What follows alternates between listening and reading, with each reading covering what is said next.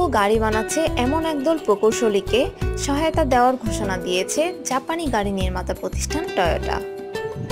Cultivator নামের জাপানের এই দলটিকে 40 কোটি ইয়েন দেবে টয়োটা, বলা হয় বিসিবির প্রতিবেদনে। ব্যবসায় বিষয়ক জাপানি দৈনিক নিক্কেই এর এক প্রতিবেদনে বলা হয়, টয়োটা ও এই গ্রুপের প্রতিষ্ঠানগুলো এই প্রকল্পের নীতিমালায় সমর্থন দিয়েছে। এখন পর্যন্ত কাল্টিভেটর তাদের কথিত স্কাইড্রাইভ গাড়ি বানানোর জন্য অর্থ পেয়েছে।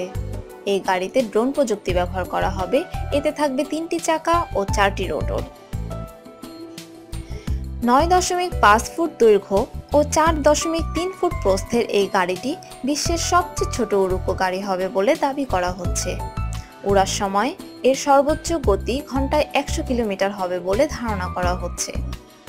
মাটি থেকে এটি 10 মিটার উপরে উঠতে পারবে।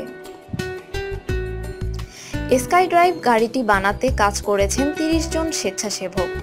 তারা আশা করেছেন 2020 সালে টোকিওতে অনুষ্ঠেয় গ্রীষ্মকালীন অলিম্পিক গেমসে এই প্রোটোটাইপ অলিম্পিক মশাল তুলে ধরতে ব্যবহৃত হতে পারে। 2020 সালের মধ্যে উড়ুক্কু গাড়ি আনতে চলতি বছর এপ্রিলে আশা প্রকাশ করেছে অ্যাপ ভিত্তিক ট্যাক্সি সেবাদাতা মার্কিন প্রতিষ্ঠান উবার। আরও জানতে আমাদের সাথেই থাকুন।